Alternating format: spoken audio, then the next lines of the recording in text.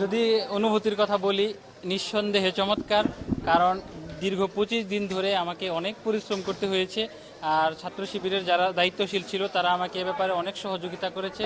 আর তার থেকেও বড় কথা হচ্ছে চট্টগ্রাম বিশ্ববিদ্যালয়ের শিক্ষার্থীরা তাদের ম্যান্ডেট আজকে জানিয়ে দিয়েছে। তো ছাত্র শিবিরের সহ এবং অন্যান্য যারা নির্বাচিত হলেন, আমার পক্ষ থেকে আমি তাদেরকে আন্তরিক অভিনন্দন জানাই এবং চট্টগ্রাম বিশ্ববিদ্যালয়ের সকল শিক্ষার্থীদেরকে আমার পক্ষ থেকে আমি আন্তরিক কৃতজ্ঞতা জ্ঞাপন করছি। আর তাদের এখন যেমন আমাকে সহযোগিতা করেছে, আমি আশা রাখছি অদূর ভবিষ্যতেও এই ধারা অব্যাহত থাকবে।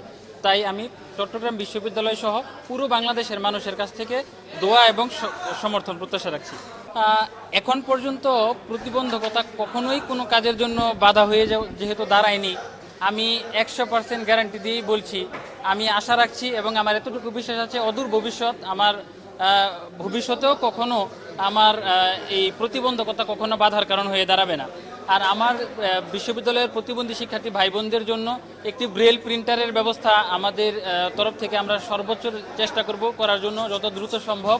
তাছাড়া হচ্ছে বিশ্ববিদ্যালয়ের শিক্ষার্থীদের বিভিন্ন রকমের সমস্যা রয়েছে, আপনারা জানেন এই বিশ্ববিদ্যালয়টি আসলেই বিভিন্ন সমস্যা দ্বারা মানে বেষ্টিত আর কি। তো এই সকল বিদ্যমান সমস্যাগুলো নিয়ে কথা বলবো আমি, এই জন্যই আজকে এই জায়গায় আসা।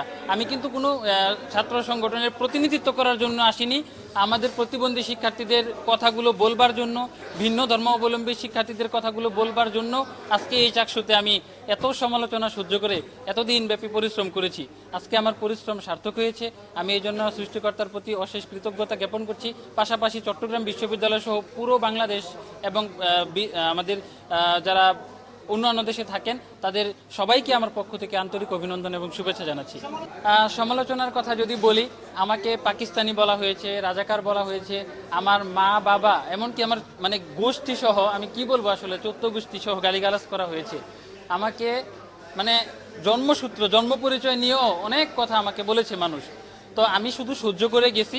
আমার কথা হচ্ছে যে ভাই, যে ব্যক্তিটা আসলে ভুক্তভোগী সে ছাড়া আসলে এটা অন্য কেউ বুঝবে না। আমাদের প্রতিবন্ধী শিক্ষার্থীদের কথাগুলো বলবার মতো কোনো মানুষ আমরা দেখি না। এই দেখেন, এতক্ষণ ব্যাপী একটা সংবাদ সম্মেলন হলো, নির্বাচনী ফলাফল ঘোষণা হলো, কেউ কি বলেছে যে এই বিশ্ববিদ্যালয়ে প্রতিবন্ধী শিক্ষার্থীরাও আছে? কেউ কিন্তু বলে নাই। এই যে এখন যদি আপনারা আমার কথা না শুনতেন তাহলে কিন্তু এখনও কথা বলার জায়গাটা হতো না। তো আমি আসলে এইটুকুই প্রত্যাশা করি যে প্রতিবন্ধী শিক্ষার্থীরাও হচ্ছে মানুষ, তাদেরকে আপনারা একসাথে রেখেই